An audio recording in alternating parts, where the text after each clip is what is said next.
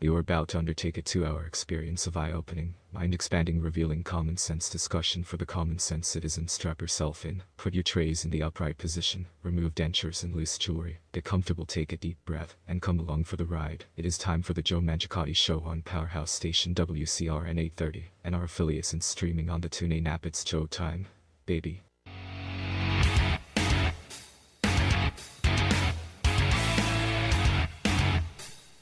All right, folks, good morning and welcome to the Saturday edition of the Joe Mangiacotti Show from the Box Drop Middlesex Mattress Outlet Studios. It is January 15th, halfway through the first month of the 22nd year. All right, this is Crazy Guys. Again, you can always check us out online at tjmshow.com. The blog site directly is joemangishow.com. All of our social media platforms are at Joe Mangi Show, so check it out. You can listen, of course, on AM 830 WCRN, AM 730 if you're in the western part of the state on WACE, or just listen to the TuneIn app. Punch in WCRN if you don't already have it saved, and you can take us anywhere that way. Join the conversation at any time in the next 2 hours at 508-871-7000. That's 508-871-7000. Text line is up and running. 617-297-8388. Text it like you would anybody else, or email textjoeintheradio@gmail.com. It appears on the same screen. Also, folks, be welcome. You're welcome, actually, to watch the streaming of the show. You can do that on the show's Facebook page, Joe Mangi Show. You can do it on our Twitter account, Joe Mangi Show. You can do it on our YouTube channel, The Joe Mangiacotti Show, or my LinkedIn page, obviously under my same name, and even Twitch TV if you're into gaming and that kind of thing. You're welcome to do it there as well. And don't forget, all of our shows are posted up onto platforms like Spotify and Google Play and TuneIn and all that. So you can find us basically anywhere if you'd like to listen to it. If you can't, well, if you don't even want to get up at 6 o'clock, you can listen to it a little later at any time on demand. Good morning, Russ. Good morning, Joe. How are you? I'm fine. I'm fantastic. It's good. We got the first big snowstorm out of the way this past week, and I'm good with that. I think if we slide into spring now, it was 5 degrees, I think, coming in. Yes, it this was. morning. So for me, that was even chilly. I like it nice and cool. I like New England for that reason, but it was even chilly for me. All right, folks, 508-871-7000 to join the conversation as we broadcast from our palatial but not overly ostentatious studios. We will be joined in the second hour at 7 o'clock by Dr. Larry Fedor. We will take a look at some of the national and international issues on the table here. And I got a couple predictions when it comes to Putin and, of course, mainland China and Taiwan, and we'll talk about that a little later. This has been a real tough week for the sitting president. I got to tell you, it was a 1-2 punch and another left hook. It was a tough week, and would like to talk about that. But I do want to point out, because I don't want this to fall in the cracks here, because and look, there was the stay and so forth on the masks. We'll get into that. However, one of the biggest problems that we've had since this presidency came in is the porous border, the wide open border that's not being secured. Laws aren't being followed. They're redistributing these illegal aliens who are entering the country throughout the country in the middle of the night, right, under the cloak of darkness. They're not just doing it in a very open and transparent way. And you've got states like Texas and California, right, and Illinois. You got states where they're just sending these illegals in the middle of the night. They're checking them into hotels with no supervision, including those people that they know are positive. And this is what I'm saying is you're living, this administration somehow can live in this prism of these two worlds, where in the same breath, the President of the United States is telling us that this is a horrible disease that we're facing, this variant in Omicron, Delta, COVID-19, and it's your patriotic duty to wear a mask. And if you don't get vaccinated, and if you don't wear a mask, you're unpatriotic, and you're a bad person, and you probably get what's coming to you, and you should die. And we've got conversations in states who are saying We are going to prioritize, if you aren't vaccinated, we're not going to treat you. There's talk about charging you more money on your health care if you're not vaccinated. Did you ever think that you would see this, that you would live to see this kind of stupidity in the United States of America? Do we blame people for falling victim to other viruses or illnesses? Do we shame them? This is absolutely bizarro world, folks. And this flying people straight. So we're not doing it. Same breath. This is a horrible variant. This is disgusting. We got to get protected. And yet we're not going to do anything at the southern border. Come on over. We're not even testing you. We don't have the ability to test you. We're ordering these tests. Of course, by the time these home tests get to you, folks, Omicron will be gone. It will pitter out to nothing. Another great success there, Joe Biden. You're really on top of this. Seriously. You cannot sit there and lecture the United States of American citizens and tell us how deplorable we are, horrible we are, unpatriotic we are, and that we should die if we don't get vaccinated at the same time. Wide open border. Halt the building of the wall. Order them to just simply escort them to a Border Patrol tent where they get an issue to report. Right? And there's a big difference. I've reviewed this for you before. An issue to appear is an actual summons. It's an actual, you must appear in front of an immigration judge at this time on this day. But an issue to report simply says, would you please, wherever you go, whatever city you end up in, we're not controlling that, but go see that lady over there and she'll get you a plane ticket or bus ticket to wherever you want to go. Report to your immigration office when you get a chance, sometime in the next 60 days. And of course, 47% of those people haven't done that. So we're having unchecked numbers of COVID positive people coming in the south border, and that somehow is not supposed to play into the formula, the calculation, the thought process, or anything of that nature when it comes to COVID-19. But if you're not vaccinated, you're a horrible person. Unless you're an illegal alien, then you're wonderful. And you can go wherever you want.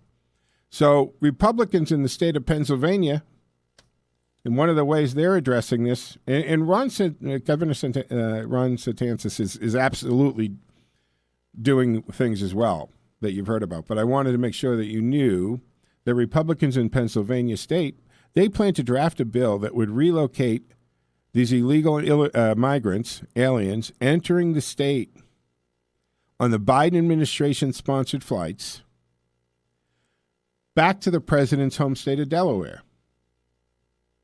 So State Senator Mario Scavio, a Republican from Mount Ponoco, issued a memo to colleagues asking them to support this forthcoming bill. In the very near future, I intend to introduce legislation to address the influx of illegal immigrants being relocated to Pennsylvania, and it will be fashioned after a similar intentions voiced by Governor Ron DeSantis. And the simple thought process here is, folks, is if the Biden administration is going to allow the southern border to be porous as all heck, then why shouldn't those people be going to his hometown? Why don't they put him in that little beach community where his second or third house is that we just spent nearly $500,000 to put a fence around? The legislation would implement transportation programs for relocation of migrants from the Commonwealth to the neighboring state of Delaware. He says, how many illegal migrants, or immigrants in this case, I should say, has the president relocated to his home state of Delaware? If it's good enough for Pennsylvania, then why not direct the relocation to Delaware? because that's always the case. We got to go green. We got to have solar and windmills. Let's put windmills. Whoa, outside of Boston in the harbor. This is great. Nantucket Sound. Tons of wind. This would power. Oh, no. John Kerry doesn't want to look at windmills off his mansion. Neither does Barack Obama. Not in the pretty people's yard. No.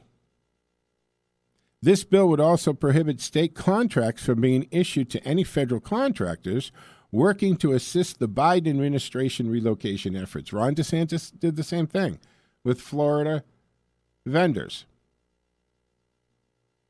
We have to remember, folks, this is the United States of America. The states united came together and created the federal government.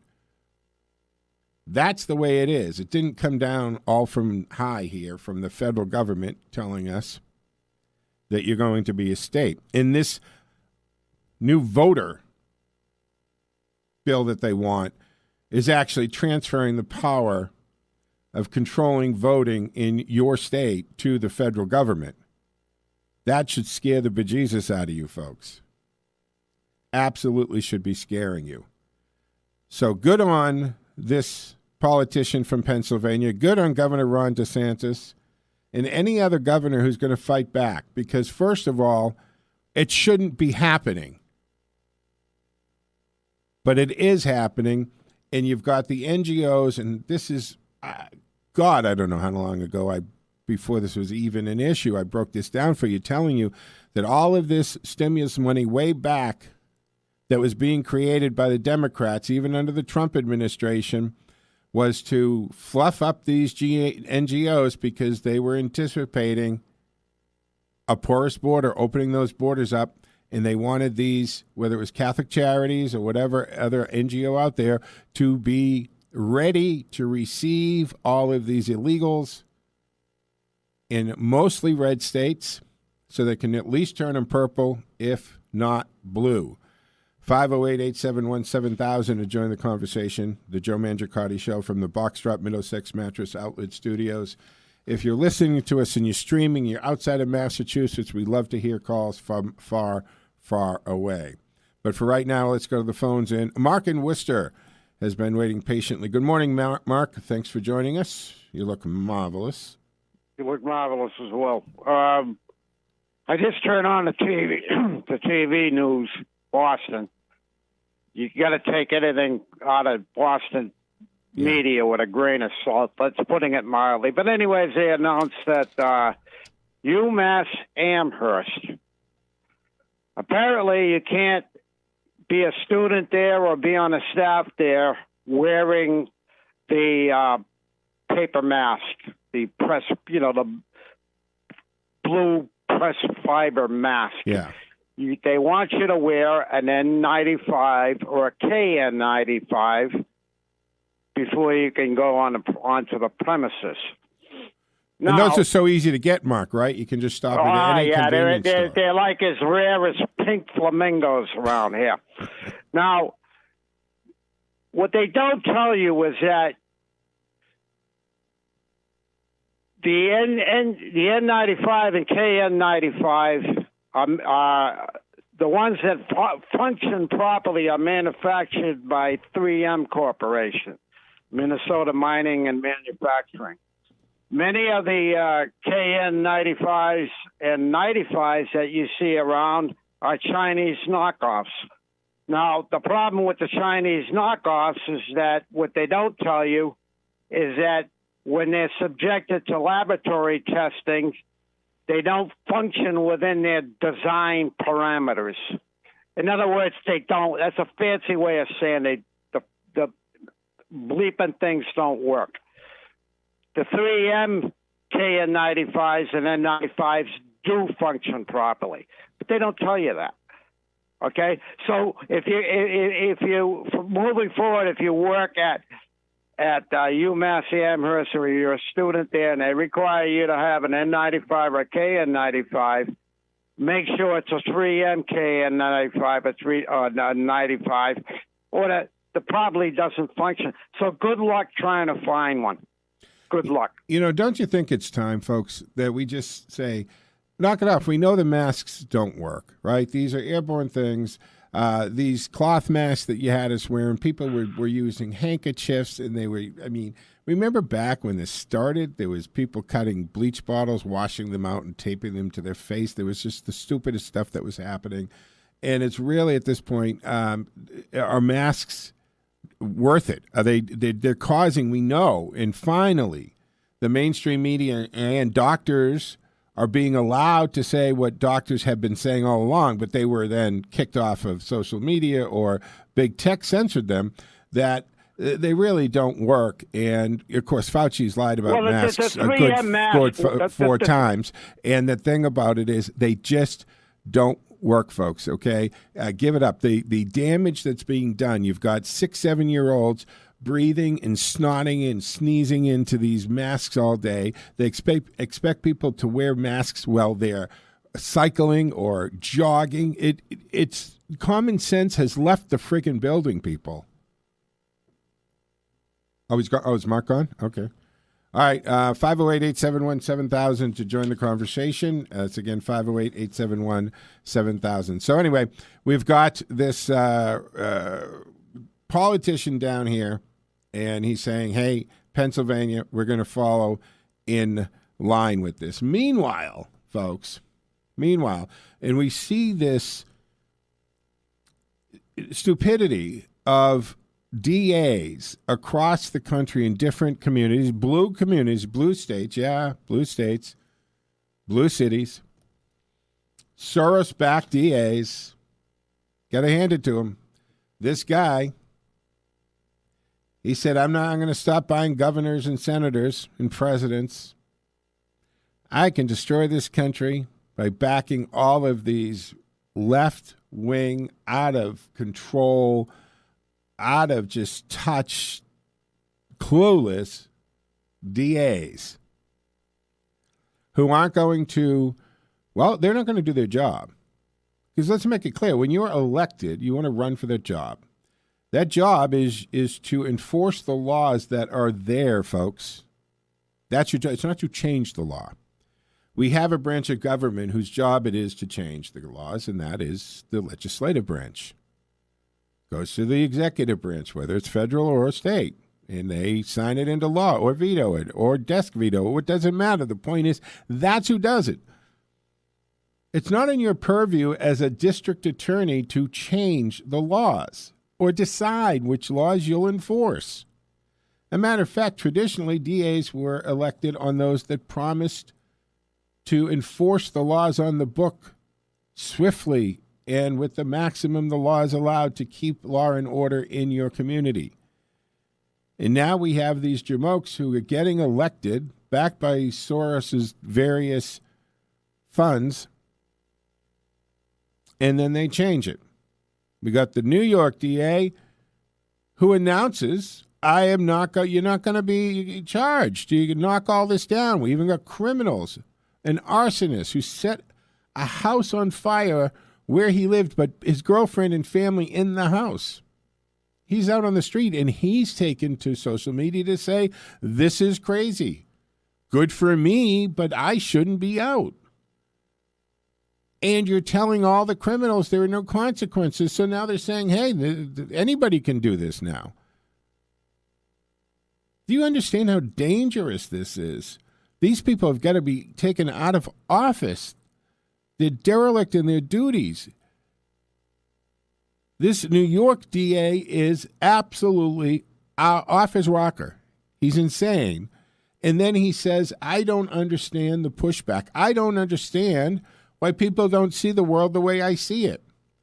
Well, first thing here, you jamoke, is you have to enforce the laws that exist. You don't get to decide, I am going to change what we charge people with, regardless of what it is in the law written down, and I'm just not going to do my job. You got to get rid of them. You got to get rid of them. It is now dangerous to walk the streets in major cities like New York, in Illinois, in L.A. And now we have the Baltimore prosecutor, Marilyn Mosby, who has two incredible fronts going on here, because not only is she another one of these Soros-backed DAs, where she's not going to prosecute and let people get away with, well, just about murder. But she herself, folks, have just been indicted. That's right. Baltimore City State's Attorney Marilyn Mosby has been indicted by federal grand jury on charges of perjury related to COVID-19 financial hardship withdrawal in a false statement on a loan application. So while she is derelict in her duty as a prosecutor for the state, she's not prosecuting criminals. She herself is a criminal and should be taken out of that job immediately. She should resign. She's 41 years old. She's been indicted on a charge of perjury and making false mortgage applications. Now get this. She used this ill-gotten money, your tax dollars, to buy 2 Florida homes. Mosby allegedly falsified and claimed she was facing COVID-related financial troubles, and she had to use her city retirement fund to help her buy the properties. She also allegedly lied on 2 mortgage loan applications by hiding that she had several unpaid federal taxes from over the years. So there's another layer to this, that she's a tax evader. So she has unpaid federal taxes. And she was also accused of claiming one of her homes in Kissimmee was a second residence in order to get a lower interest rate. So she's lying left and right all over the place. So now you have a prosecutor who's a criminal and apparently lies with ease. And she's doing a solid for her fellow criminals by saying, hey, I'm not going to prosecute these. It's going to get all knocked down. No bail. What is going on, folks? What's going on? Do you miss the previous administration yet, where there was a little more law and order? And gas was under $2 a gallon, and nations across the globe respected, if not at least feared us appropriately. So she lied about this stuff on her application. She conned us, the taxpayers, out of COVID-19 relief money. The indictment alleges that in July of 2020 and September of 2020, as well as just as recently as last year on the 14th of January, in February, made false statements and applications for $490,500 mortgage to purchase that Kissimmee home, and another $428,000 for a mortgage for a condominium in Longboat Key, Florida.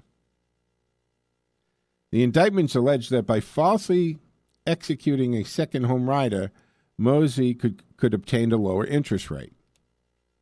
Right, you all understand that, and when it comes to mortgages, it's either owner-occupied, non-owner-occupied mortgages, there's a difference. If you're non-owner-occupied, it's an investment property. Your interest rate's a little higher, the risk is a little greater. You don't live there, you don't know what's going on there. The condition sometimes isn't kept as well. That's all a mortgage type thing. But she lied. That's perjury. It's against the law. It's a federal offense to do that.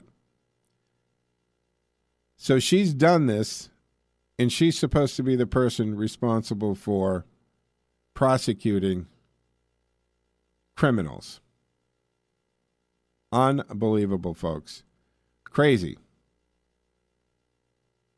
Crazy that this is happening. Reminding you that coming up at the top of the hour, 7 o'clock, Dr. Larry Fedor will join us for a while to talk about national, international incidents, take his take on how he reads it and how he sees it. What's going on there. We've got to talk about Joe Biden. He has a very tough week. And we'll go through the slams. It was like left hook, right hook, another left hook.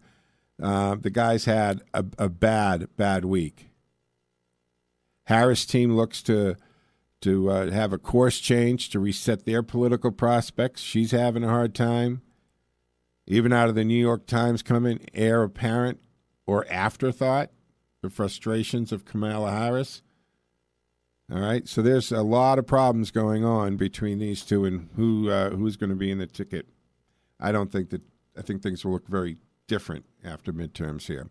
508-871-7000 to join the conversation from the Boxtrot Middlesex Mattress Outlet Studios. I'm Joe Mangiacotti. Stick with us. We'll be back on the other side again. 508-871-7000. Our text line is 617-297-8388. We'll see you on the other side.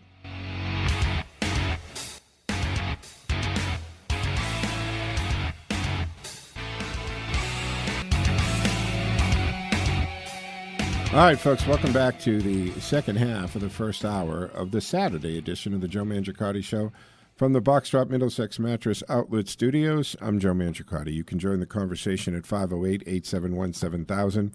And, of course, we do have our text line up and running at 617-297-8388, 617-297-8388, or email textjoeontheradio at gmail.com, and appears on the same screen in real time.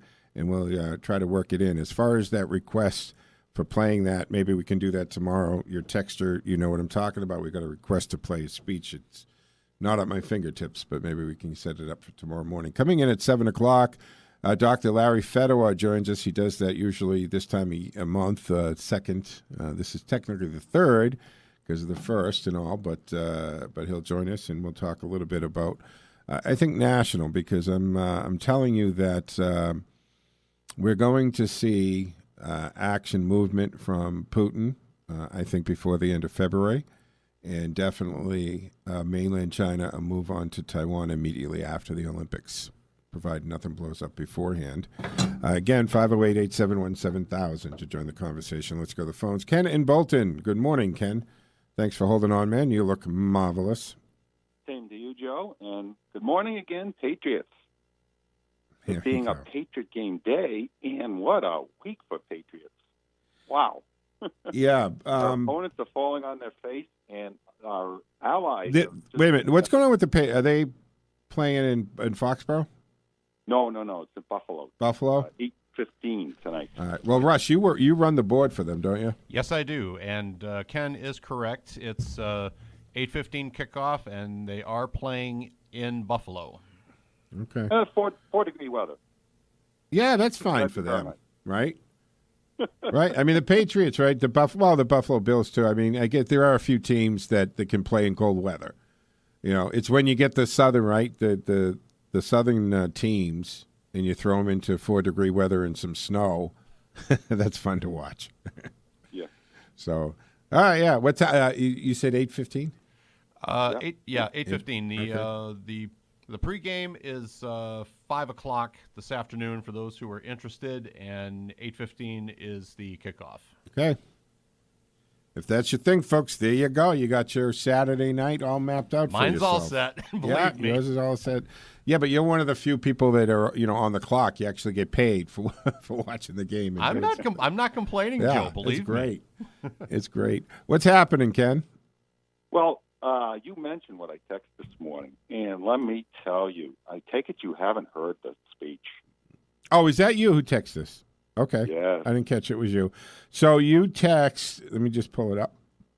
Play Rubio's 1-2 Senate floor speech. No, I didn't. January 12th. All right. So January 12th, Senator Marco Rubio on the Senate floor. Correct. I don't know. Russ, see if you can Google find that. Maybe we can get some audio. What's the gist of his his speech? Yeah. So let me cut to the chase, because I understand your reaction that you probably don't have the time today. That's fine. But it is so good that you're going to want to play at least parts of it every single month from now to the election. It's that good. He knocks it. He hits 4 grand slams.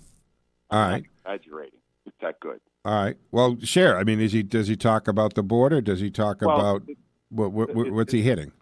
Well, actually, the last thing we want him to talk about is the border. That's the one issue that he almost slit his throat on politically with what he did about 8 years ago. I don't know if you remember. Yeah. But, he was a champion of amnesty, and he was the Gang of Eight. Yeah. That was trying to find it. The problem with the border, folks, is that there is not, at this point, there is not a solution that doesn't have amnesty in it.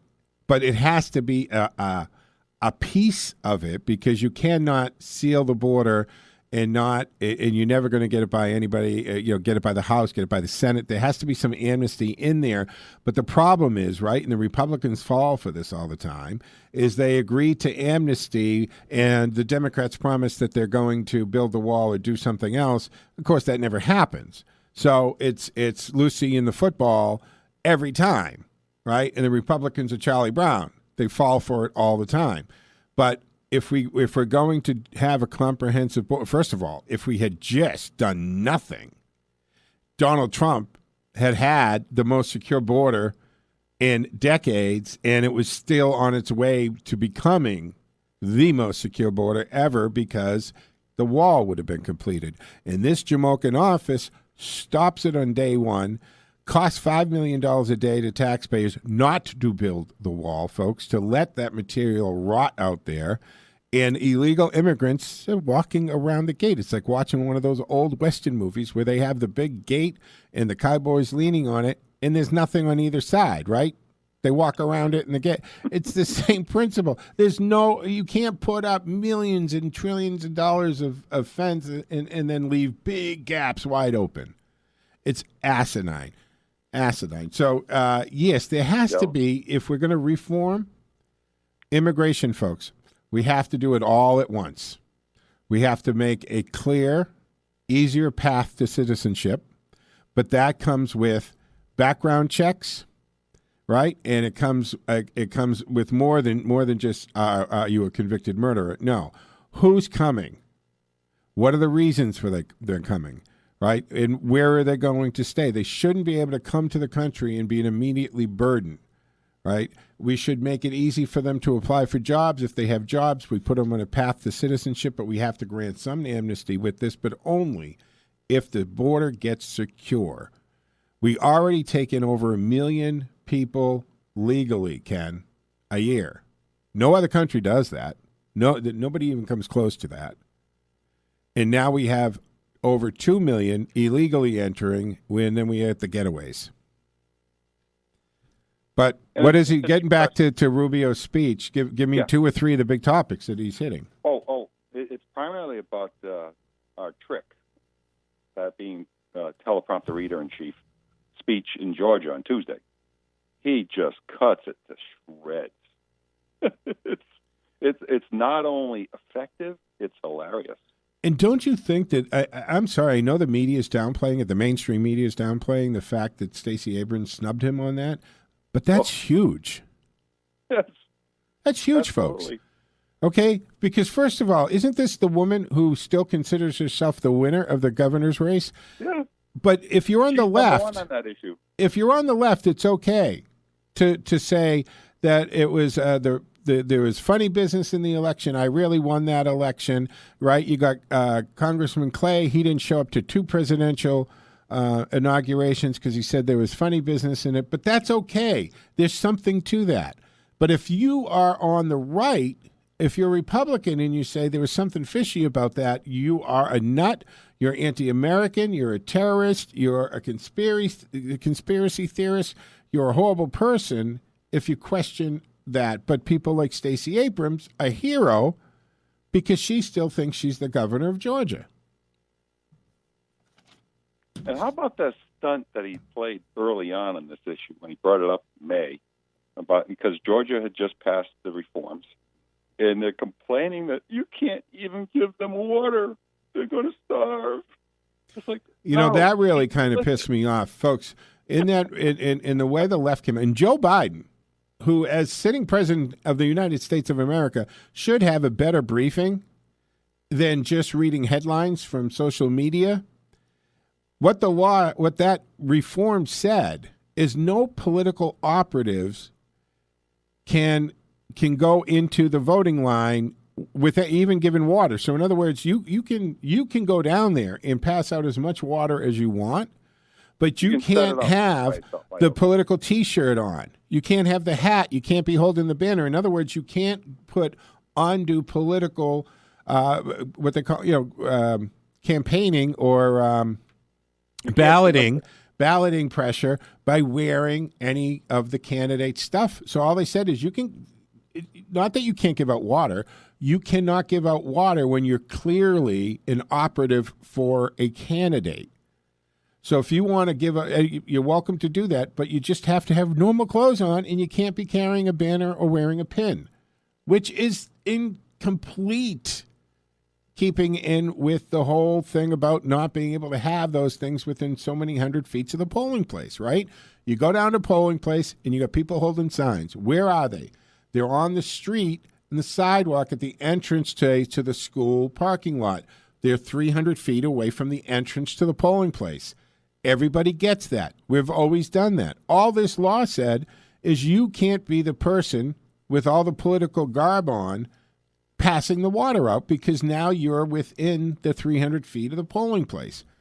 How is that horrible and racial? Explain that to me like I'm a 5-year-old.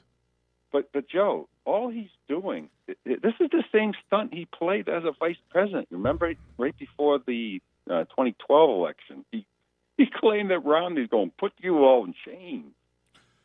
Look, Joe Biden has gotten away with so many horrible racist remarks. I remember that. He's going to put you all back in chains, right? Romney, talk about the right. And I know Romney. Oh, my God. The stuff that came out of his mouth. And if you don't vote for Biden, you ain't black, right? He falls into that vernacular.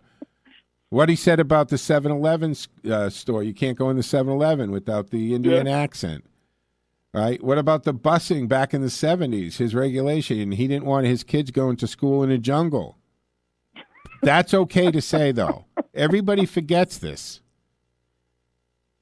The stuff that he has said, it's unbelievable. And he gets a total pass for this stuff. And then here's the kicker, Joe. You know who he claims is the worst, the 3 worst people ever? George Wallace, Bull Connor, Jefferson Davis. My opponents are like those 3. What do all those 3 have in common? Well, Democrats. They're all Democrats. Exactly. And here he is telling, this uniter-in-chief,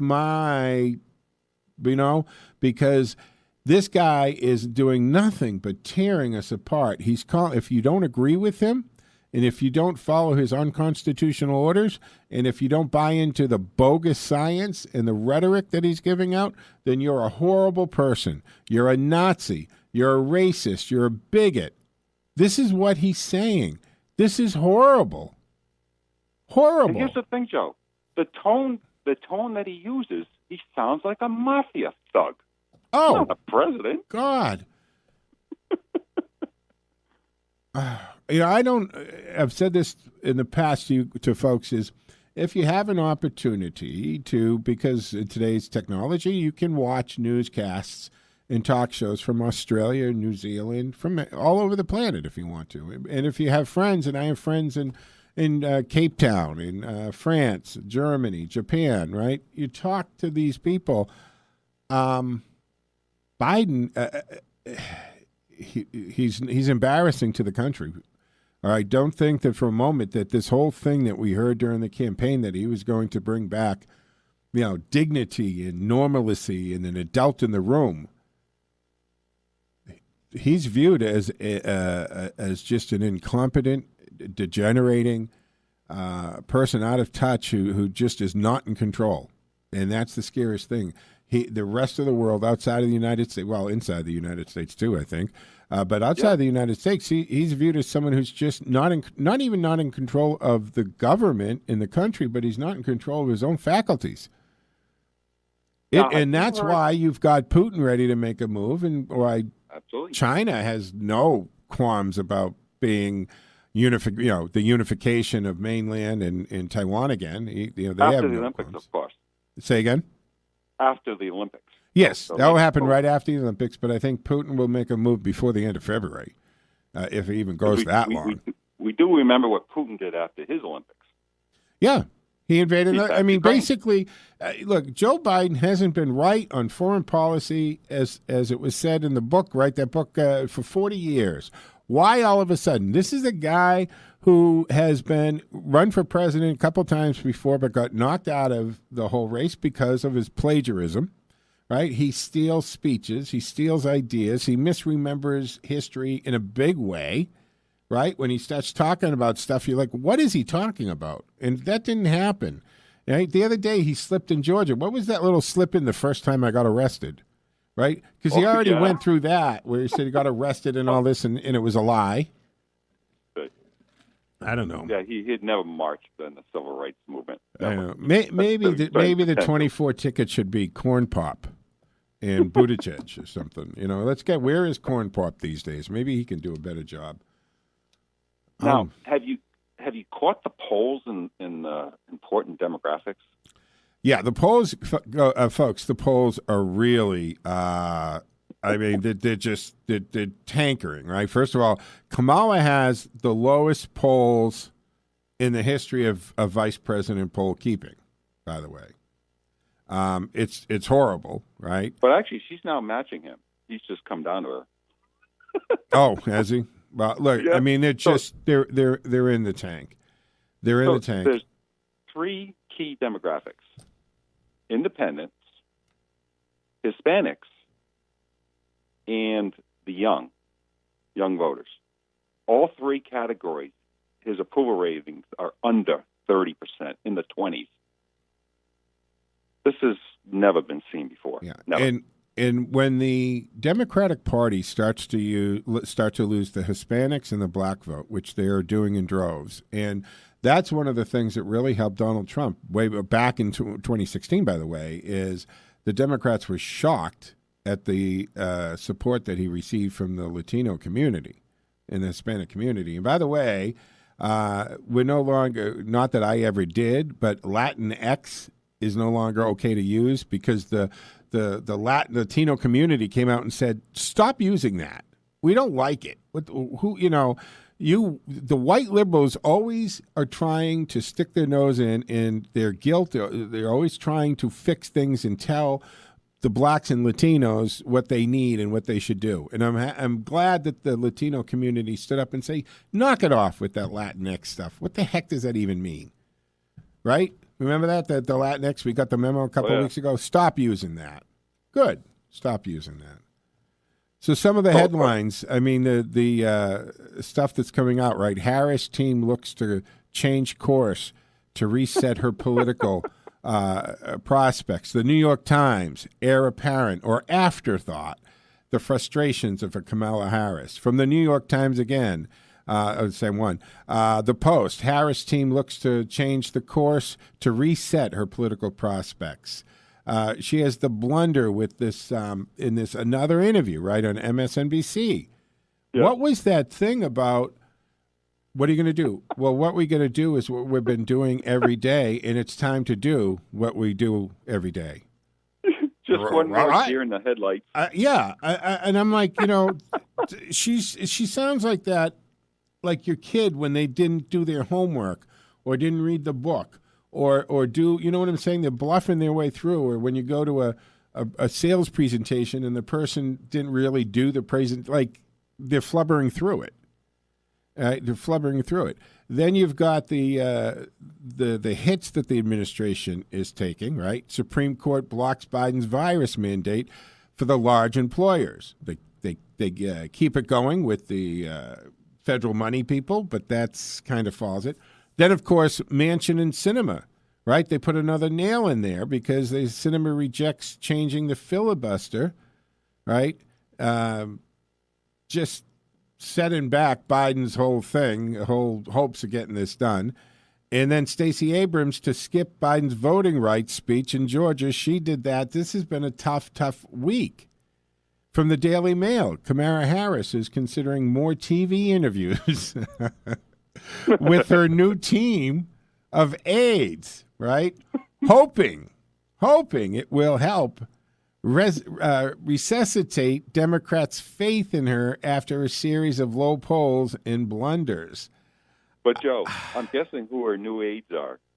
Probably the kids that she had in that phony ad a couple months ago. She hired them back to come on onto the oh my the God. kids that are professional actors.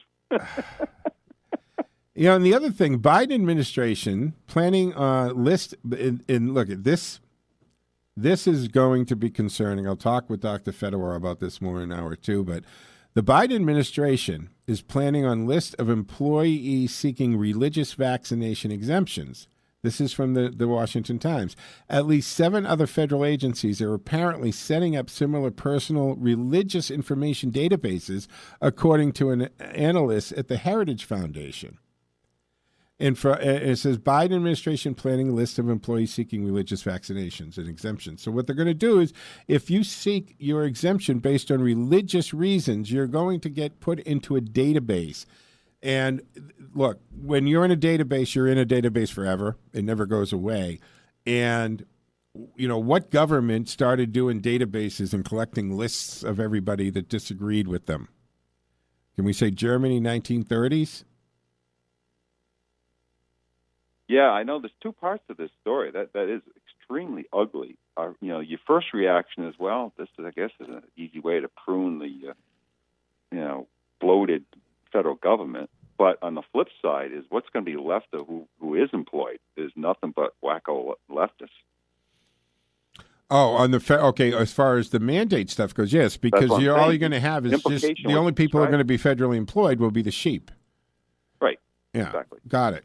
No, that makes sense. Yeah, absolutely. Look, another thing before we break for the hour, did you see this? Microsoft has been changing their words. So now if you use Microsoft, every time you type a word, it's going to change it and pop up and suggest that you use the woke word. So like if you're typing a letter and you say postman, it's going to say, don't you mean mail carrier? And if you go mankind, it's going to become humankind. And if you say, if you're writing and she goes and she's the heroine of the story, it'll say you mean the hero. Yeah. And there'll actually be a drop down, grammar and refinements, right? So you go in there and you have options, right? That you can have age biases and culture biases, ethnic, gender specific language, racial, sexual orientation bias. So you can set your Microsoft Word to its woke settings that it will automatically change this. I think, and people use, Joe, don't you use Google Doc anyway? I mean, who uses Words? Think about it, though, Joe.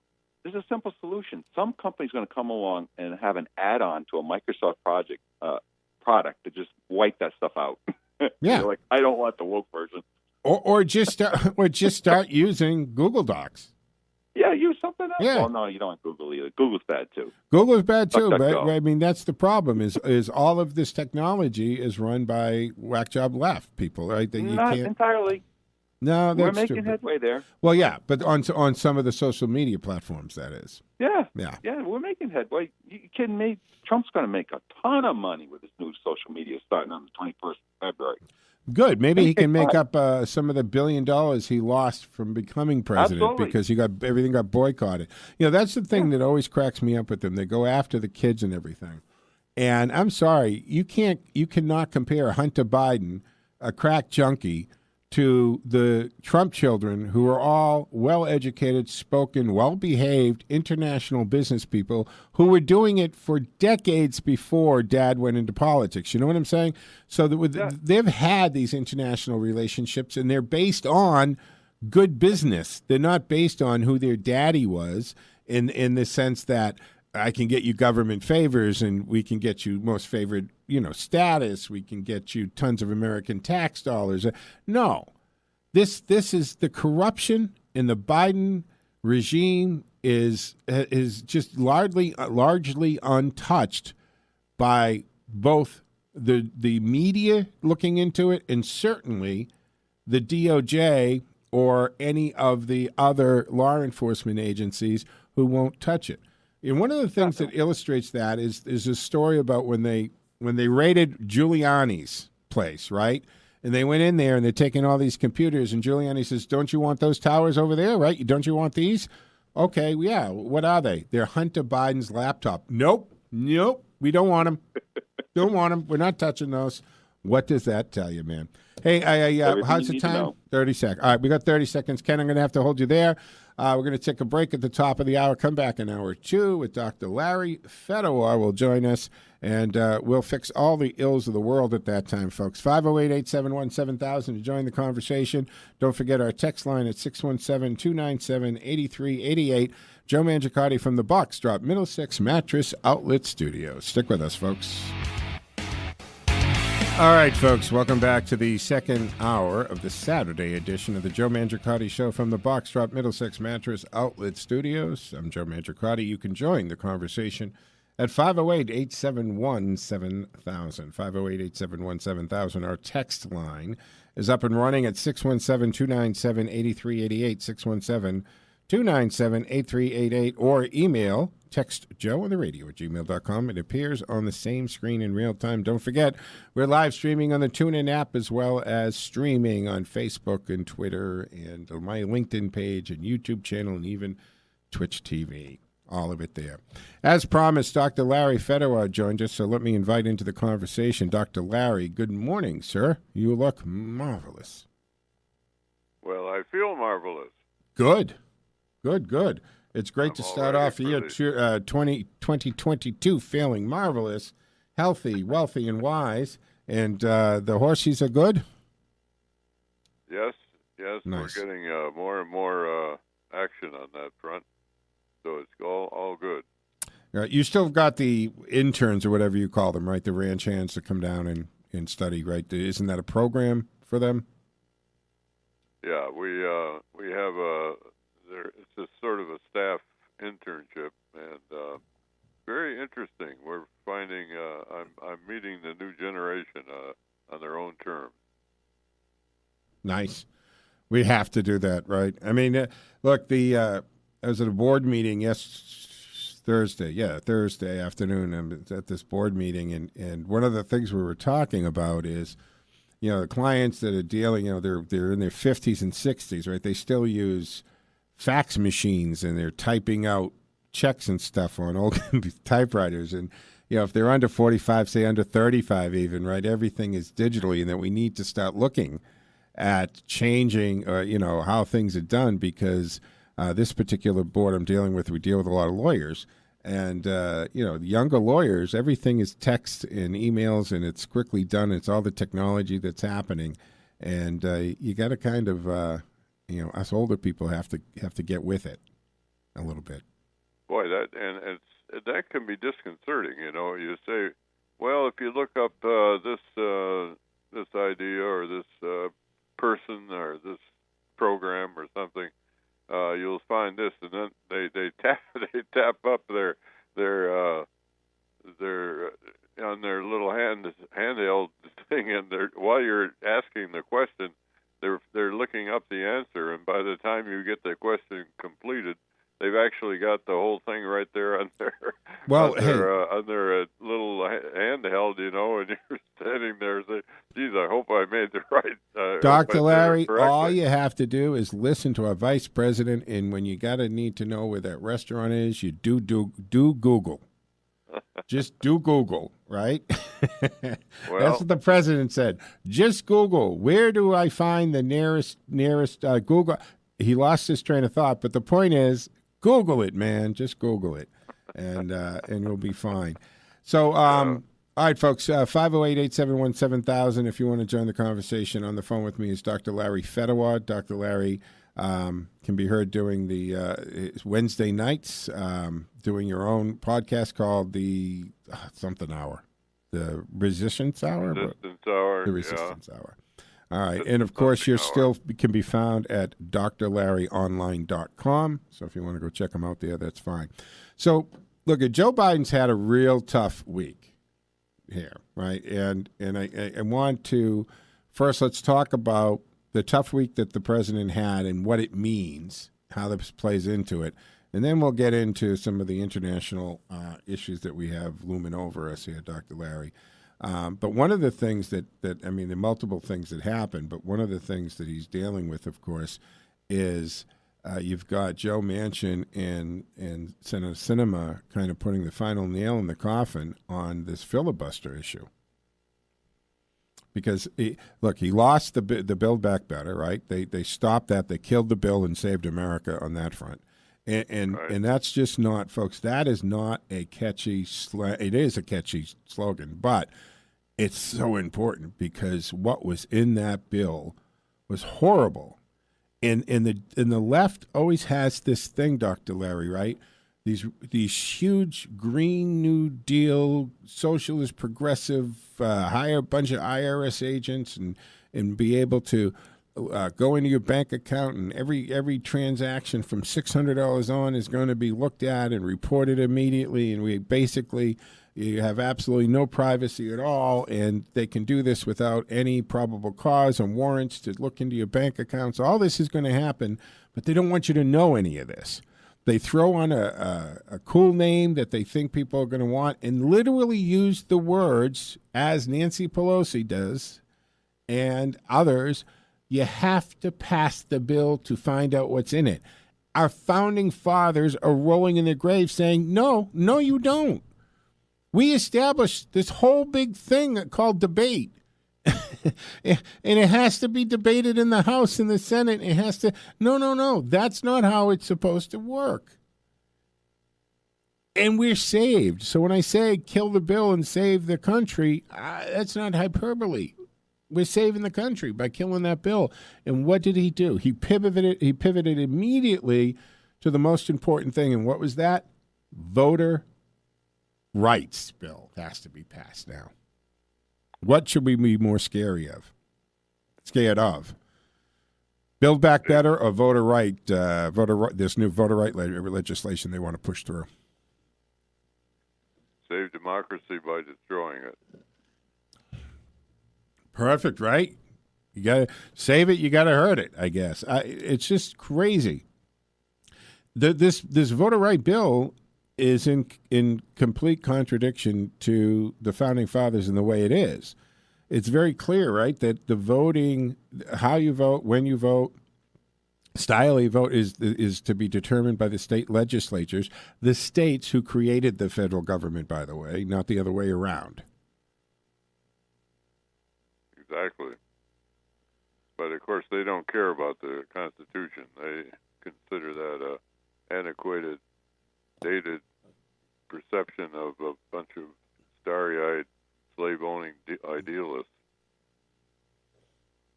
You have you recently wrote an article about the mystery, right, of Biden and who's the puppet master. What's the gist of that publication that you put up? Share with our listeners. I am convinced by the evidence against Drew Biden that he, in fact, has collected millions and millions of dollars under the guise of his father's vice presidency, and there is one of the the first sources of that is the computer disk that they discovered here about 2 years ago, and the FBI has kept quiet silent about and won't release it. But nevertheless, I think that the evidence against Drew Biden is actually very convincing. You mean Hunter? Yeah, Hunter. Excuse me. Yeah. And that being the case, if you start looking into the accusations against him and the evidence, you come to the conclusion very quickly that his father was actually behind the whole thing, and that means that there's a whole file of probably documents and film and all sorts of evidence that's in a vault someplace in the Chinese Communist Party archives, and that means that they have the potential of destroying the current American president's viability as a public servant. And in other words, they can blackmail him anytime they want. And I'm convinced that if you look at the entire sweep of the actions against the American Commonwealth, and it's all the way from taking over our children's education and leisure to the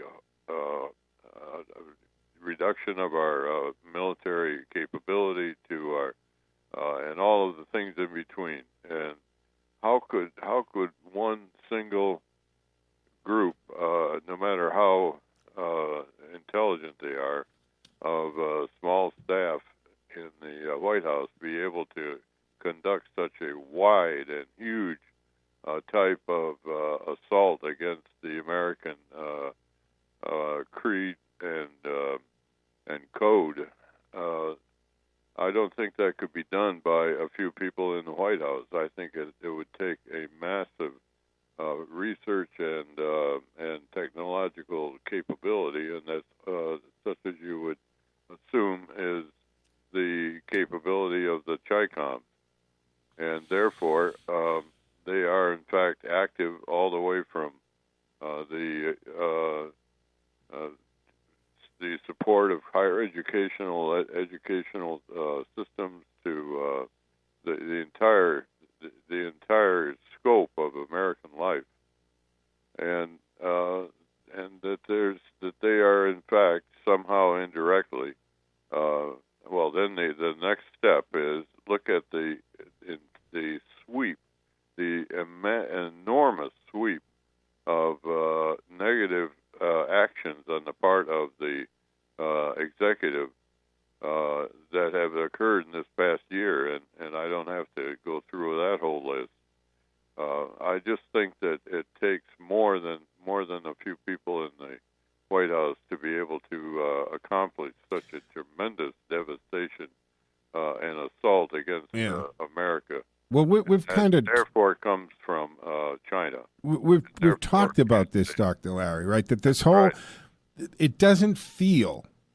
No, first of all, I don't think that anybody is looking at Joe Biden and saying this guy is so on top of everything, right? His faculties are firing on all cylinders, and this is all happening. So we've always said there is this feeling that there are the invisible hands that are controlling the Oval Office. Things are happening there, and we don't think it's coming from Joe Biden. You can feel that. You know that. And the question has always been, well, if not Joe, then who? And by default, you go, well, Barack Obama, because I'm pretty sure Barack Obama is the reason Kamala Harris, he was always soft on her, right? He always was. This is a woman who had, 3% polling in her own state as Attorney General. She couldn't raise the money. She couldn't get the momentum. She dropped out before she was ever even a factor. Then all of a sudden she ends up as the VP. And if you base it on Joe, it's because she checks two boxes that all matter to him, a female and of color. That's it. But she's also the woman that during the presidential debates early on called him a racist and a rapist. Now, would you pick her if she talked to you that way and a thing? So obviously she's not his pick. So I think it's Barack Obama's. But what you're saying is the things that this administration is doing with no care whatsoever to the American people, i.e. polls, right? The trend of what's going on, how people feel, it doesn't matter. It's as if he's being told what to do. He's got an agenda that he's following, and it's not coming from inside the house. It's from outside the house. And I don't know exactly what the mechanism is that the Chi-Coms are using, and I'm sure that's very well hidden. But nevertheless, I think that's That's basically where it's coming from. It might be even through Barack Obama, but I'm not saying that. I don't know that. Well, there's there's a Chinese man. I don't have his name on the top of my head here. He's a lecturer, and he's part of the upper Chinese government, where he lectures about America and spying and so forth. And he said straight out, every American is flippable, either through money or honeypot. We look at Swalwell sleeping with secret police Chinese Fanfan, right? You have was it Waters, who had the spy chauffeur for 20 plus years, driving her around. So there's no question that we have spies, not only Chinese spies throughout the government, but now we just had this jamoke over here at MIT arrested, right?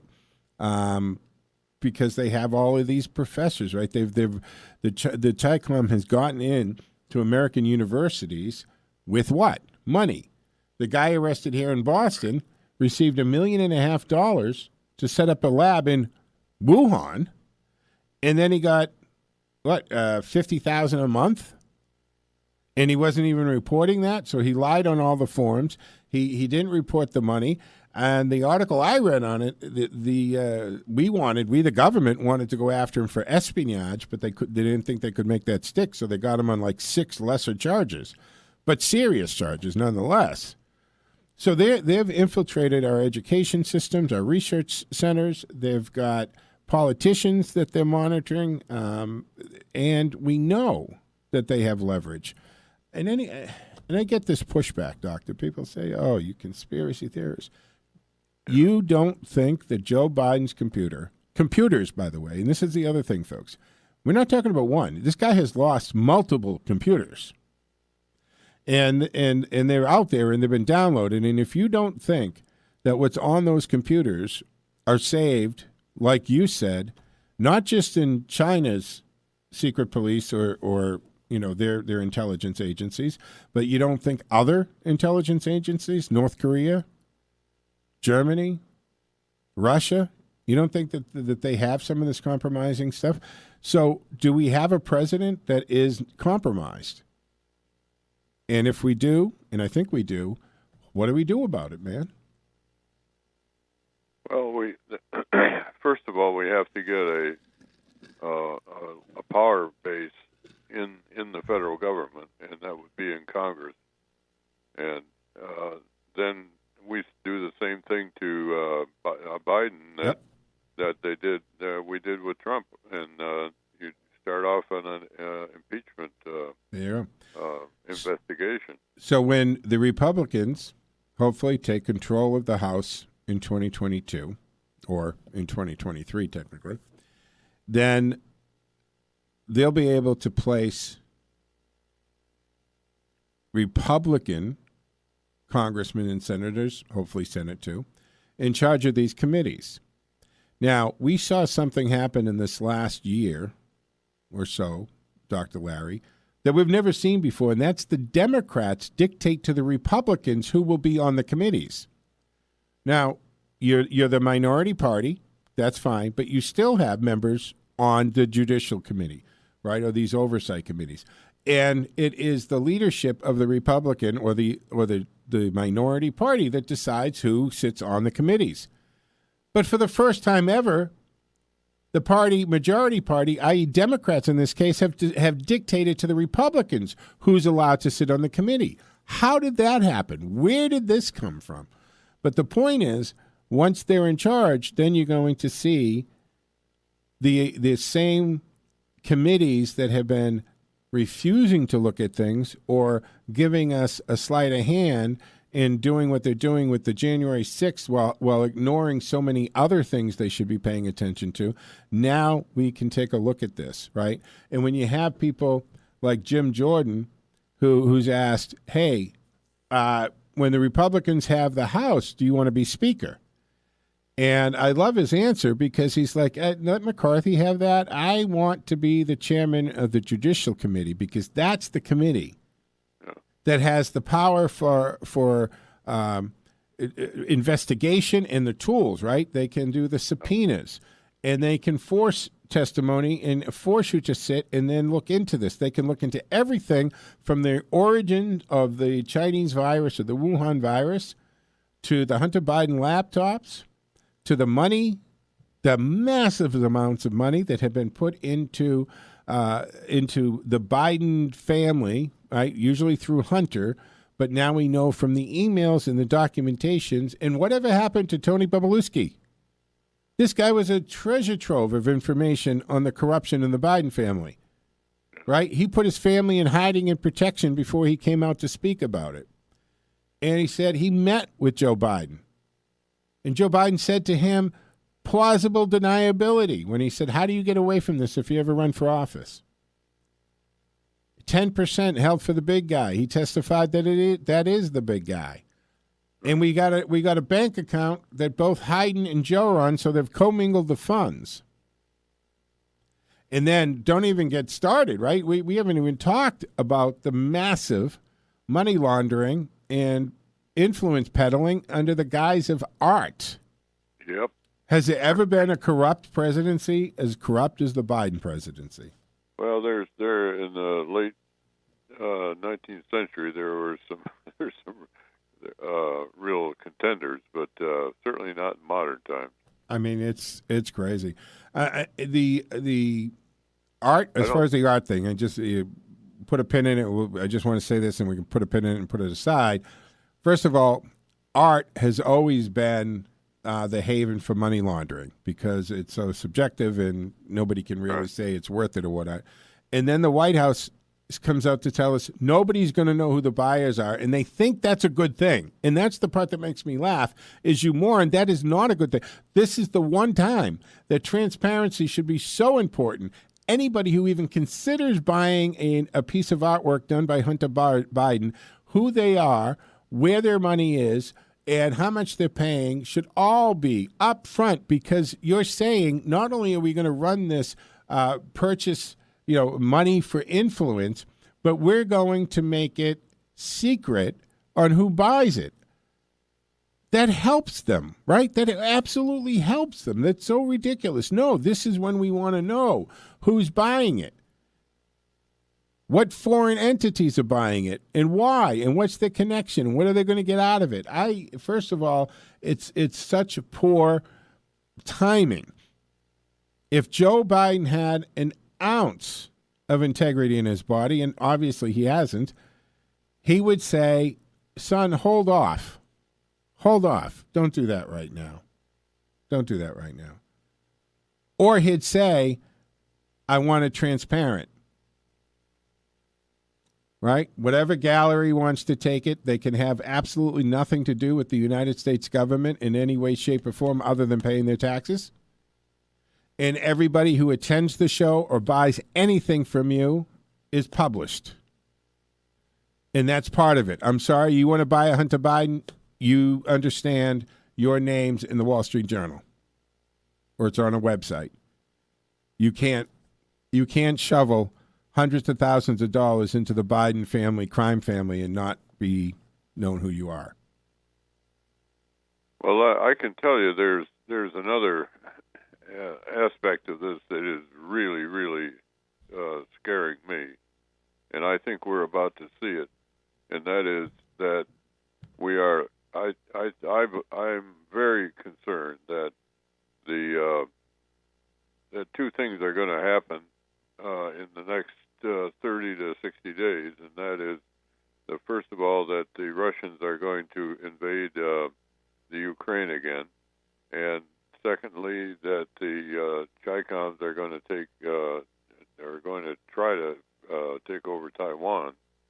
And I think that the payoff of the entire Chicom invasion of American society is going to be that the Biden administration will determine that they're not going to do anything to stop it, and that the Chicons will, in fact, have taken over Taiwan. And once they do that and the Americans fail to show up for the defense of our two of our allies, in addition to Afghanistan. performance of Afghanistan. We're done. We're done as the primary country in the world, and that means that China is triumphant. That their 50-year plan will in fact have been accelerated by approximately 25 years. Yep.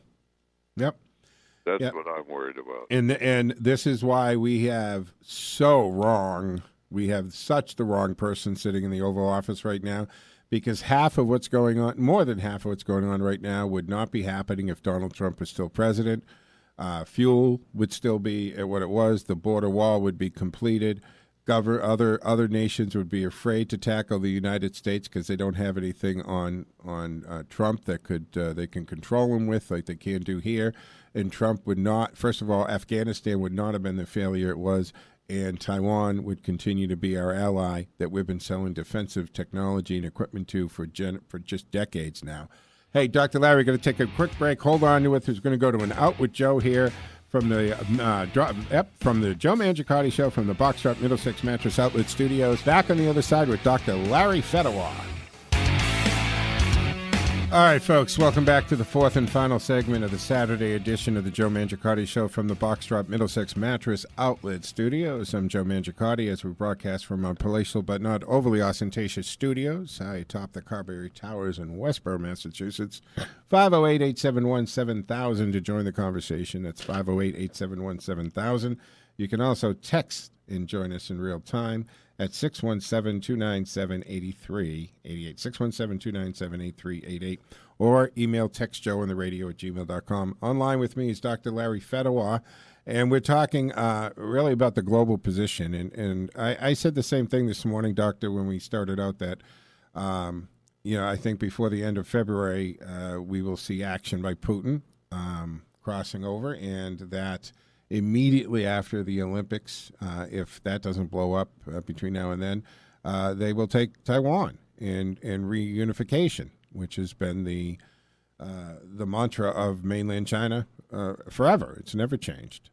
They've always maintained that it was part of China, and Taiwanese people don't. And as you know, and it's been shared on I married a Taiwanese national, and do not make the mistake of referring to them as Chinese. They do not like that at all.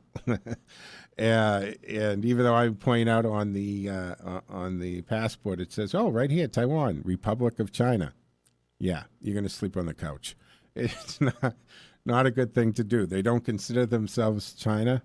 They don't consider themselves Chinese. Yet, Dr. Larry, we have been providing them with defensive technology and equipment for many, many years, and we have a treaty with Taiwan. Vice versa. They're also a major manufacturer in the chips, in the high tech business. Yeah. Look, if we were to lose access to Taiwan in our relationship with Taiwan, we're in a tough situation, right? Exactly. It's not good. All right, folks, Dr. Larry Fedor online with us. He joins us once a month to kind of put things in perspective. You can, of course, read him online at Dr. Larry Online as well, and listen to him on Wednesday nights in the Resistance Hour, 508-871-7000. Let's go to the phones. Mark in Worcester would like to join the conversation. Hey, Mark. Morning again. You're on with Dr. Larry. Yeah, thank you for taking my call. I want to make a brief statement, both to you and the good doctor. It seems to me, I like to put things in simplistic terms. It seems to me that the main deterrent to a person engaging in criminal activity is the fear of prosecution. That being said, when the fear of prosecution is eliminated, consequently, you're going to experience an increase in criminal activity. And that goes from the bottom all the way up to the top, or from the top all the way down to the bottom, depending on how you look at it. And that's what they're experiencing in this country today. That's the crux of the problem. Two-tiered justice system, no fear of prosecution in many cases, Consequently, you have an increase in criminal activity. What say you guys? Well, Dr. Larry, what's your take on? I want to focus in on one thing that Mark says, and that is the two-tier justice system. And if this isn't evident to you, you're not paying attention. We see, depending on who your friends are, what party you belong to, what your name is, how you are treated, whether you're prosecuted. We watch the FBI handle certain parts of investigations with kid gloves, who actually wrote reports before the interviews were done, who changed the verbiage in reports to lessen what it was, who altered reports. We had one FBI person plead guilty to altering FBI reports. We saw the texts of FBI agents talking about insurance policies and a zillion to one and smelling Walmart shoppers, et cetera, et cetera. So if you don't see that we have a very serious problem in this country with a two-tier justice system, you're not paying attention. Your take on that one, Dr. Larry? Well, I think it's not only true of for normal, ordinary people, but it's also true of our chief executive officer. I think that we're if what we're talking about before is true, then he is in fact assuming that he's going to be able to maneuver the Chinese position, the world position, into supremacy over America without any ill effects for himself, because he's the president of the United States. And so it carries all the way from the very top down to the right to the street, as our listener was suggesting. Well, you know, we see how people live in China, right? This incredible surveillance state. They have generations ahead of us in IA and surveillance IA. Everything you do is documented. Everything is monitored. We also see, Quebec? Quebec just came out, about the coverage. You're paying more on health and coverage. In some places, you can't even go out of your house. And we know back in the beginning of the pandemic, right, these people who were positive with COVID in China, they were welded into their homes, and never unwelded, by the way. Right? They've got the Uyghurs that they're, these concentration camps. And yeah, in this case, I'm comfortable using that term, because unlike AOC calling the pens that the Obama administration built down on the border as concentration camps, what's happening to the Uyghurs, it's horrible. It's modern day torture. This is the nation that's going to lead the planet. This is going to be the nation that we're supposed to eventually come under and live like. Will that happen? Are you going to be able to get all of the red-blooded, gun-carrying, Second Amendment citizens of the United States to succumb to the Chinese way of government? Well, we're going to have we could easily have another civilian civil war. I mean, I think if this happens, we're in for a very, very difficult time. But we have this government. We have a current administration that is because they're compromised, but they're also the ones pushing this whole mandates and lockdowns and surveillance and showing papers to eat or to go out of your house. It's crazy. If you said to an American a few years ago that you're going to live like this, they would say you're talking about a novel. That's not going to happen. That's a Tom Clancy novel. That's not happening here. Or you're talking about Nazi Germany or Soviet Russia or North Korea. Right? That's not America. That doesn't happen here.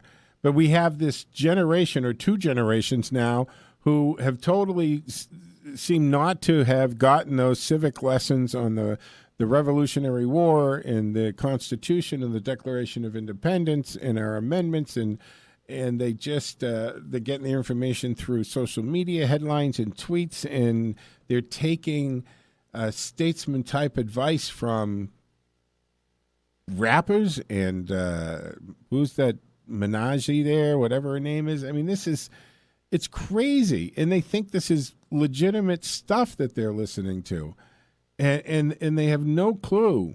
You know, I said it a little while ago. I got floored when I was at a Best Buy talking with a couple 20-year-olds who had no idea who Benedict Arnold was or Thomas Paine, or they had no idea of any of these people I was talking about were key members or key players in the Revolutionary War. And you have to say, what the heck are they teaching you in school then if you don't know who these people are? Well, they're teaching you that we've got racial divides, and that that's right. The white people are on the wrong side of that. You're white, you're an oppressor. If you're of color, you're a victim. Act accordingly. Yep. But that's so irrelevant to what they really want. I mean, the only relevance is that weaken the American will to resist people that are going to come in and change our lives dramatically, and that's what could happen if the Chinese take over the mantle of being the most powerful country in the world, which of course is their goal. I got to tell you, can we make it to 2024 elections without this country being in a serious war? And I know, right? Leading into the 2016 election. Only if we win this year. Yeah, we've got to win the midterms, and hopefully that will stop some craziness. But the problem there is, even if the Republicans control the House and the Senate, you still got this puppet in the White House, and you don't know what he's going to do. He's in control of the most powerful military on the planet, and if he doesn't use it or use it correctly, I know, right?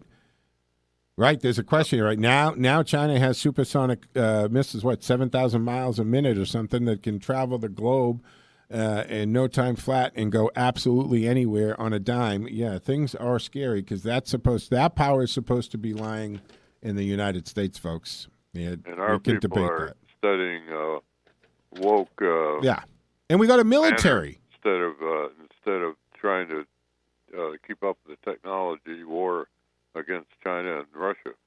And we got a military who's woke as well, right? They're being hit with these pronouns and all this other. No, I want our military to be a very organized, disciplined killing machine. Yep. Sorry, that's what I want the military to be, folks. This is the Joe Mangiacotti Show from the Boxstrap Middlesex Mattress Outlet Studios. Our guest online with us is Dr. Larry Fedor.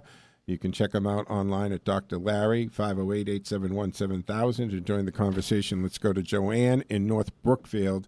Joanne, good morning. You're on with myself and Dr. Larry. You look marvelous.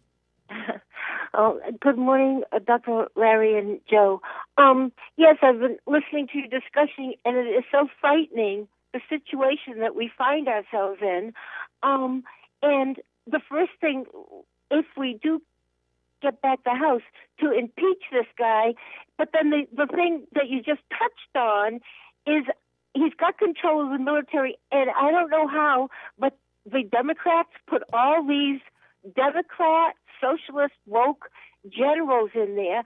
We have to immediately get rid of those people because otherwise I suppose he could do something crazy. I mean, I've been reading things, and people are actually worried that he's going to get us into a nuclear war with Iran or Russia or whoever. And as far as being in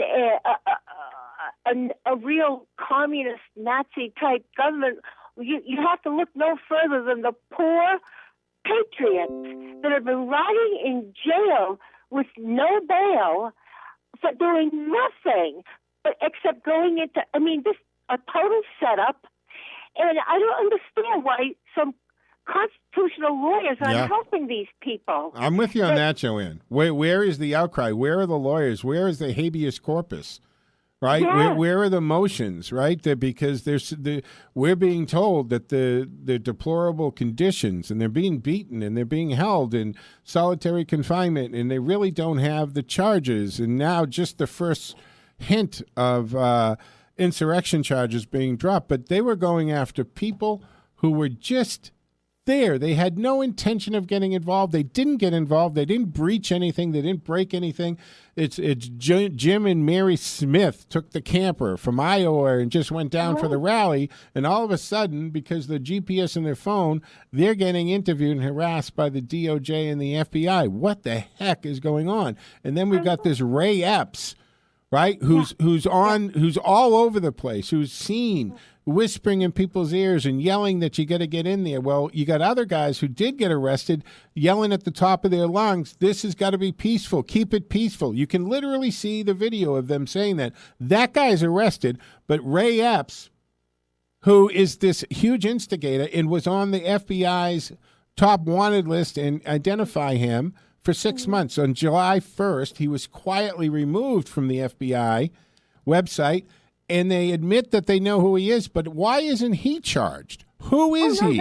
They let him go. They let him go. And now you have that Merrick Garland and this corrupt Nazi DOJ indicting the Oath Keepers. These people are just innocent patriots, too.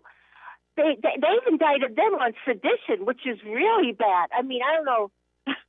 I mean, when you sentence the poor guy that had mental problems, but harmless, completely harmless with the horns, and he was, who I'm talking about. Yeah, with the Viking hat and everything.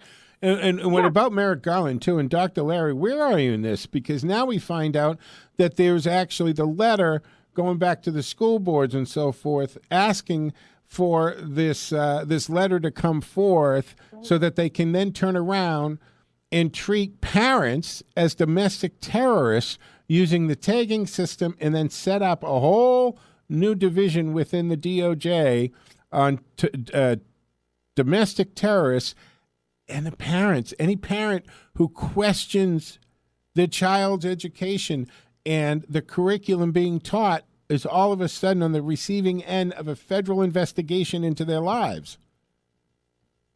And the problem is they're not being indicted, so therefore there's not going to trial, and they're sitting in limbo because there's no way out. We're going back to the January 6th people, right? Yeah. All right. So where are these lawyers filing habeas corpuses on these, right? Right to speedy trial. You can't be held without being charged. What happened? Did we suspend the legal system in this country for this? Yeah. Well, they're very clever. They haven't revealed who is actually being held or where. But how can that be done? Soviet style. Well, that's what I'm saying, folks. Intimidation, Mm-hmm. And here we are in a situation that nobody's getting upset about it because it's not them yet. But don't you understand, folks, if it's done to any American citizen, look at what they did to Donald Trump. Talk about he was a high-profile, powerful civilian. Then he was the president-elect, and they still spied on him. They still created false narratives and tried to set him up. And he was a president-elect, and then the president. And if they can do that to him, and they can do this to hundreds of people who just went to a protest, and yes, I'm not downplaying the stupidity of people who got out of hand, but this wasn't an insurrection. You don't go to an insurrection totally unarmed. I mean, and the only reason they got out of hand was because you had the Antifa and they dressed up as Trump supporters, like that Ray Epps, voting, and they're the ones who broke in, and then the innocent patriots wandered in, and but my big thing is, where are the constitutional lawyers like Dershowitz and Turley that you see on TV? Why aren't they representing these people? Good question. Put it out there. I know. Dershowitz has spoken up quite a bit and has offered to help some things, but I don't know. I mean, he's also up there, folks. I mean, it's one guy with this X amount of time. But there should be an outcry here. People should be saying and demanding what is going on. What are the conditions? Why are you holding someone? Right? We don't hold people without charging them for never mind weeks and months. We don't do it for 72 hours. But yet we have done it to these people. And we have. Yes, and continue to do it. And now they've arrested these oath keepers and for sedition, which I guess is even worse. They'll probably and you know what? And they're just innocent patriots too that went there. They're not. We are not. I mean, it's like calling me, you, insurrectionists. We are not. Yeah.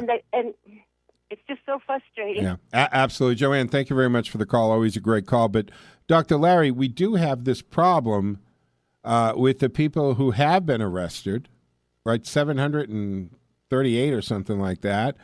Then you get these reports that they're, held 23 hours in solitary confinement and out, walk around the yard for an hour. They're not getting visitors. They don't have phone calls.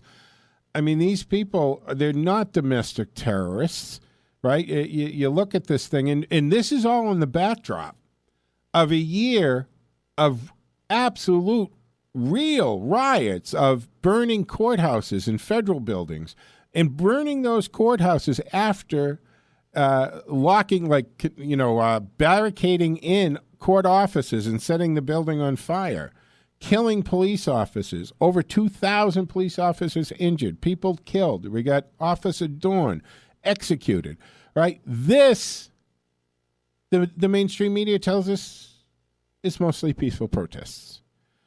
Anybody that got arrested in those things, their charges were dropped or reduced to nothing. So we do have two-tier justice system. Walking into the Capitol with in most cases, it's on the video, Dr. Larry, right, of the Capitol Police moving the barrier, holding the door open, come on in and look. Right. Yeah. On the backdrop of... Which they should have done. Right. On the backdrop of what we saw, the terrorist activity that we saw, terrorist-like activity of Molotov cocktails and setting things right. BLM protests, they would show up, Antifa would show up, and somehow there's a U-Haul truck or a box truck already waiting with weapons, crowbars, cans of peas, frozen water bottles, bottles of urine and bleach, all waiting for them. We don't have the investigative ability to find out who rented the truck, who stopped the truck, who put the truck there. How does this happen? And there's no outcry. And a lot of it has to do with the media just not doing their job. They're turning a blind eye to it, and they are the propaganda arm for these people, right? They are absolutely trying to sell us a lie. They have sold us this lie, and now they're turning around and on multiple fronts and saying things we've been saying for a year or two, right? Now you got mainstream media saying, hey, we can't lock down the schools. Masks don't work. They're finally saying things that if you said it, and when we said it a year ago, we got knocked off of Facebook or Google or what have you for saying what now the left is making acceptable to say.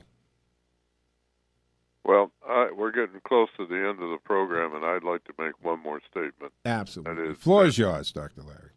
That I think we are experiencing in sort of a piecemeal version what a socialist and ultimately totalitarian state would be like.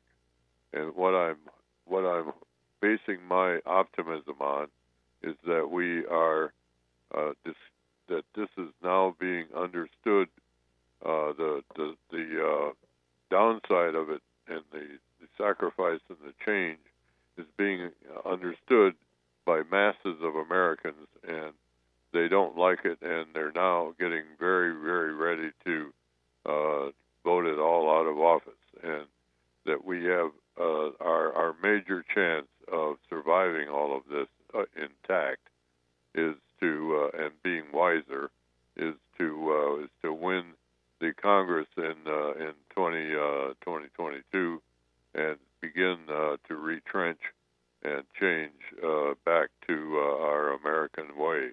And the promising thing is that the polls are showing that Americans don't like this by a difference of 33% approval versus 55% disapproval. And so I think we have hope. We do have hope, and as long as they don't change the voting rules to allow them to pull the same stuff that they pulled in 2016 and therefore control elections, meaning that you aren't a candidate, you're anointed. Yes, because this is going to happen. And I say to the Democrats who want to put these new voting rules in, sure, put them in, but make them effective next year when the Republicans control it. How do you like that? They would not like that. Dr. Larry, thank you very much for joining us and getting up early on a Saturday morning. I know you get up early anyway on a horse farm and all, but I do appreciate it, sir. Thank you very much. And don't forget, Dr. Larry online. I'm Joe Mangiacotti from the Box Shop Middlesex Mattress Studios. Back tomorrow morning, 6 a.m., same channel, same chair. See you there.